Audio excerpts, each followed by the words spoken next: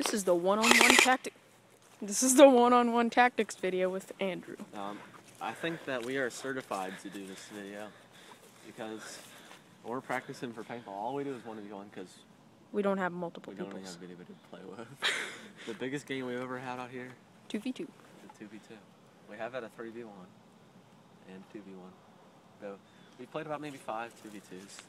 And of course, me and Justice had to get on the same team, so we dominated. They weren't very fun, but still. At least we won. We did win. We played a couple of campers. Yeah.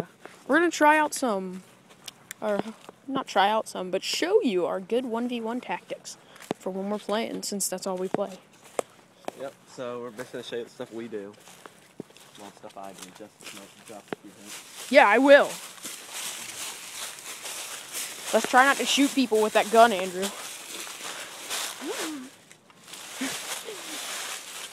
Okay. So this is our starting place on this side of the field. If you when you're starting watch off, the if video. you're playing 1v1 on a small field like this, a good thing to do is right off the break, go ahead and see where they're going. So let's say they go in the start, so come up, see where they're going. And if where they're going, they have to go through like a big open space. Like let's say if Justice is going over the snake, I'm gonna go ahead, and I see he's going that way. I'm gonna go ahead. I'm just gonna lay down a line of BBs that he has to run through if he wants to get to that snake. Yeah. So let's say he's going to the snake. I'm gonna lay down a bunch of BBs over there until he gets there. Let's say he stops, turns around. That's that. Now another tip. Let's say he's down there. I'm up against the tree. He's up against the tree, and I'm down at the V. He's down at the V. The best thing about 1v1 is you can just run around the entire field. You don't have to worry about some dude over there and holding down that person over there. So if Justice is over there, I can just turn right back around. And when they're over there, always try to keep trees and stuff in front of you. And then run around basically anywhere on the field, flanking as possible. Yeah. But if you have the opportunity to run around, then flank. But the only problem with that theory is, say Andrew's here and I'm in the V bunker, and he decides to run away. I'm gonna take his spot or move up further, so I'm actually behind him, and he won't know I'm there because he's not looking. Yeah, the good thing is when somebody tries to move back, move up. And that helps move up and follow them. It helps your game. And sometimes they won't notice you moving up, so then you have the element of surprise, which I get on Justice a lot. I'm sorry, but I did. So you go. And another thing is off the break. If you see they're moving way out wide one way, go ahead and take that side. Because then they're gonna have to stay over there because you have them held down from that side. And if you can try to get them pinned back in a corner so that they can't move either way. So if Justice is back in that corner, I'll just go ahead and move up this way. And if you decide to move way out wide, just go ahead and keep fire on their right side of that bunker. Yeah. So if they do try to move, it's not going to work very well. And you're already up on them. I'm pretty burned down on tips. I'll go and let Justice take over now. Okay. So...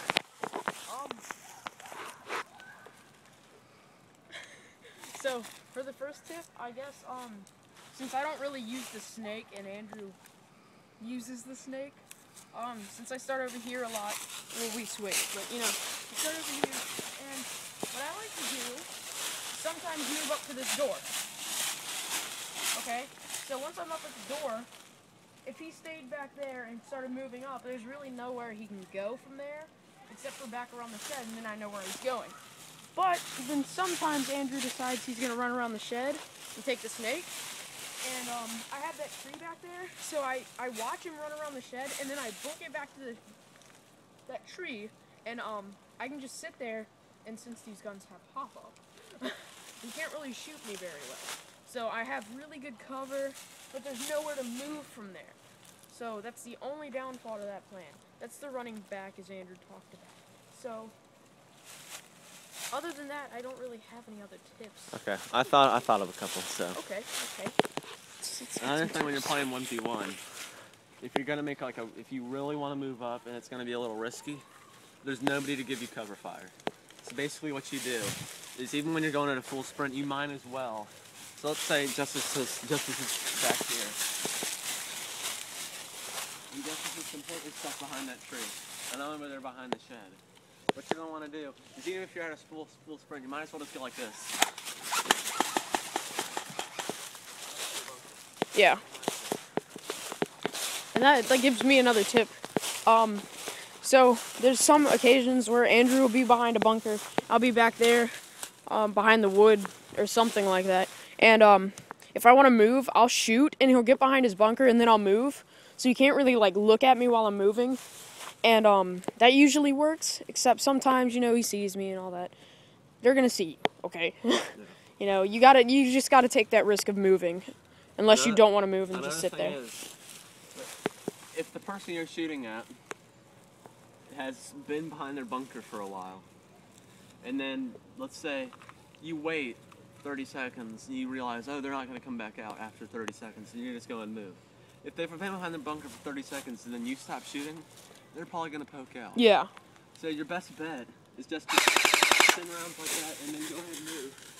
And like I said earlier, just keep your keep your gun pointed out at all times. And get a couple shots off that way, because they're going to want to shoot at you while you're moving. And right when you get behind their bunker, right when you get behind this bunker, they're going to be posting on you. Yeah. I don't know, maybe if they're not very good, they won't be posting on it, but I know me and Justice, if right when they move, I know I'm going to be posted right up on them when they come out of that bunker. So right when you get back in here, just go ahead and just pop out and lace them. Put some rounds down there and then post up on them. Yeah, and then that'll get them behind their bunker, and then once they're behind that you can just post on them, and they're post up on them. They're basically you're gonna have a general idea which side they're gonna poke out. Yeah. So when they move back, go ahead and move up, take their bunker, shooting off the break. If you have a general idea where they're going, put a lane down that you think they're gonna run through. And shoot. Always shoot while you're moving. Yep. Unless you think that you're gonna have the element of surprise and they don't know where you are. Yeah. Then be very quiet. And don't try to move up to different bunkers really slow, because that's not gonna help you at all. Because they're just gonna sit there and lay down rounds at you. And another thing is, if I'm right here and off the break, I decide I want to run way out over here, all the way up to this bunker. It's not really gonna be a good idea. It is not. What you're gonna want to do is you want to take it bunker by bunker. So just like our 2-man tactics video, you want to move up. If you want to get up to that bunker, he's down there. You want to go here, then here, then here, then there, and then you're gonna move up, and then you're gonna be there. Yeah, you don't want to just break all the way. Then you can go ahead. You're gonna have a lot better chance of staying in the game. Yep. So just keep all that in mind when you're playing your next game. Oh, and another thing, off the break, they're definitely more likely to go to their strong-handed side. So if I'm right-handed, I know I go to the right side a lot more than I go to the left. I'll break to that snake off of this side. So what you want to do is, once you break off, you want to shoot to the left. Or, the left. If your field's short enough, go ahead and shoot off to your left. So if I were to come out, to the snake, I would go like this. He'd be shooting to his left. And that's going to pin them down, so they have to use their left hand. Yeah. Or they're going to look like retards and try to use their right. Make sure you go stay low and get yourself up to that break. Yeah. You don't want to stay behind these. These are really bad cover. Unless you're crawling. But that's basically what they're for, so you can dive in and then you can get to that bunker. So get down low. Use this as your primary. And you don't want to be riding that though. Because that would You don't want to be way up on here. Then that makes the bunker smaller. You want to get back. Yeah. So you have some better angles. About 2 feet. And let's say they're back there. You're going to want to go ahead and take all this. Yeah. Just go ahead and get up and increase your chances of shooting them. When you're in the snake, and they're right there, to make sure you just get your way up on that bunker. Yeah. Seeing this come out like that. And you always want to stay low in the snake. It'd be a bad idea to stand up or anything. Yep. So those are 1v1 tips. A little bit of snake tips. I'm kind of tired. We've been playing all day. That's it. Thanks for watching.